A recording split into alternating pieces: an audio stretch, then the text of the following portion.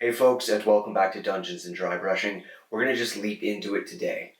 This should be my first video on the new upload schedule, which is pretty much just releasing videos as soon as they're ready to be released. That way I can get more content to you faster, but also I get to release my videos while I'm actually still excited about having made the video, which is pretty cool for me too. So that said, we're going to jump in by painting these objective markers. They're maybe not the most exciting models in the set, but they do need to be done, and we're going to spend a little time making them visually distinct from each other to make it a little more exciting. Let's get started. We're going to start with the same slap chop process you're already familiar with. These models have been primed in Chaos Black. The first layer of dry brushing is done with Dungeon Gray, and the second layer today was done with Pure White. I do just want to jump in here really quick to say that if you're dry brushing models that have really delicate pieces on them, like the outstretched arms of these skeletons, you do want to support those a little bit with your fingers as you dry brush them, otherwise you risk breaking them. And while slap chop is a fun technique, it is definitely not worth breaking your models over. So just be careful and go delicately on those parts.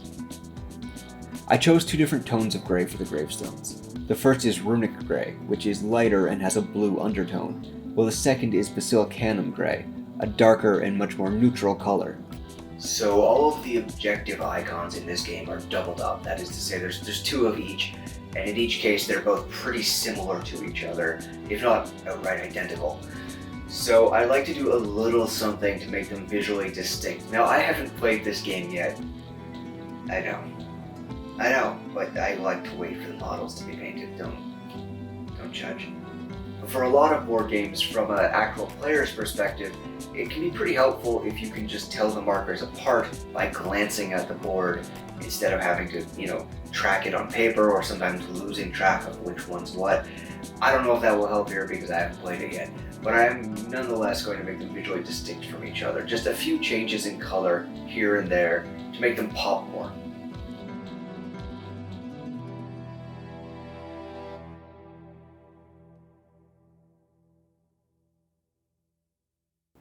With our tombstones base coated in gray, I move on to using Garagak Sewer to sketch in the color on the wooden bits. It's a very dark, warm brown, so try to use it sparingly and let the underpainting do some of the work for you. The thinner your layers of paint are, the more effect that undercoat is going to have. And that brings us to the flowers that were left on the gravestones, presumably before the fall of the city. Because we have so many grays and browns, this is one of our few opportunities to add a really distinct flare of color to each of these objective markers. So for one of them I selected Flesh Terror's Red. Of all the red contrast style paints out there, this is my favorite. It's rich, it's easy to use, and it leans just very slightly purple, keeping it from coming off like a straight primary color. For the other I'm using Zealot Yellow. Again, this is a color I love. I know this is kind of a controversial one, and I think it's sort of a love it or hate it paint. It definitely has an egg yolk sort of color to it, but I personally like it. I use it whenever I have the chance. I think it's great. And of course the colors are extremely different, even at a glance, helping to keep our objective markers distinct. For the last truly unique detail on the tombstones, we have the grave bells. Again, I've picked two separate colors, light bronze from Chromacryl and glorious gold from Vallejo. At this point, doing any kind of touch-ups on the gravestones would be nearly impossible, so you just want to be very careful while you pick out the details of the bell.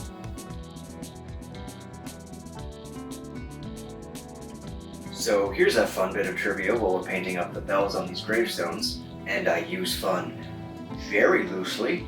Graves that had bells on them like this were called safety coffins.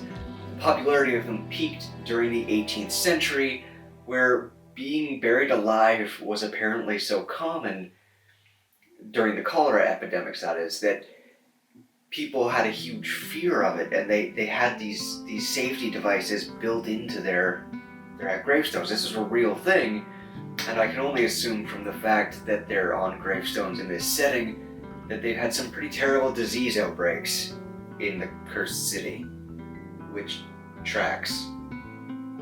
The gravestones are now more or less complete, but I decided to add one last detail. A flickering, guttering flame atop the candles. I know it's probably not realistic to have them still alight, but I think the contrast gives them a cool, ghostly air, so I'm doing it anyway.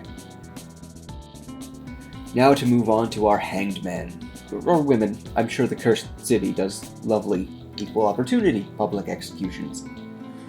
Of course, we're going to start with a nice coat of skeleton horde over both skeletons. This particular contrast paint is quite thin to begin with, so you can take it straight from the pot and you don't have to worry too much about brush control. The gallows they're hanging from get picked out in two different shades of dark brown. For one, I go back to Garrigach Sewer, and for the other, I use Wildwood. Again, this is really just in the name of making them distinct. If you're not worried about that, then using one color is perfectly fine. After some debate, I settled on using Sand Golem Speed Paint for the noose itself. It's a nice weathered looking yellow brown that is going to pop a little bit without clashing with the mostly brown tones found throughout the rest of the model.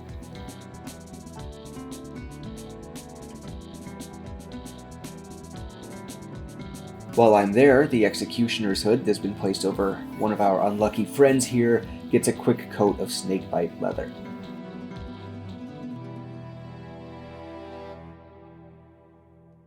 And finally, I just use a bit of brown wash on the parchment pieces to give them a hint of color.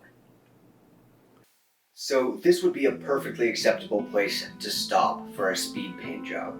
It looks good, it's going to look great on the table, and from that tabletop distance, no problem, it's going to look fantastic.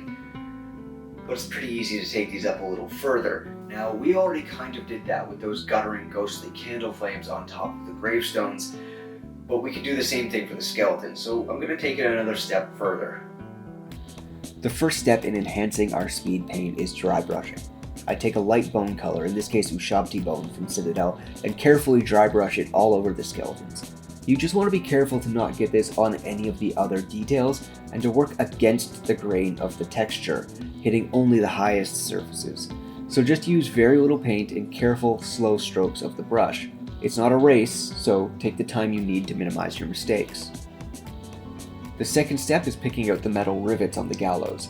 Any steel color is fine, as long as it flows nicely from your brush. You want to make sure your brush has a decent point, and just carefully dot all of the rivets. Again, any mistake at this point is going to be difficult to fix, so take your time with it.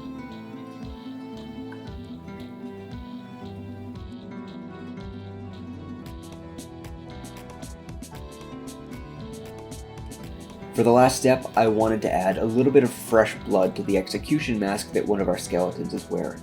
For this, I just dab on a little bit of blood for the blood god, where the impressions for the eyes on the mask are. Alright, so it's a little gross and a little weird and dark, but it's Warhammer, it's grimdark.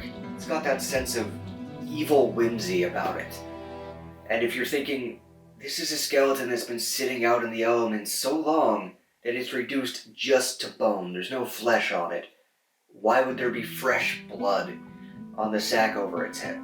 Well, that's a fair point, but he's also a corpse with no ligaments or muscles or anything, and he's pointing the way to the nearest 7-Eleven for the player's convenience, so probably safe to say there's magic at play here. And with those extra details added, we can safely call our speed paint of the objective icons finished.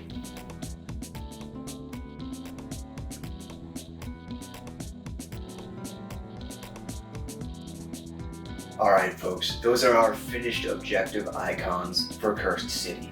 Thank you for watching. If you've gotten this far, please hit like. If you're not subscribed, please subscribe. There is lots more content on the way. And I do want to take this opportunity to say thank you to all of the recent subscribers. The last couple of videos generated a lot more subscribers than usual.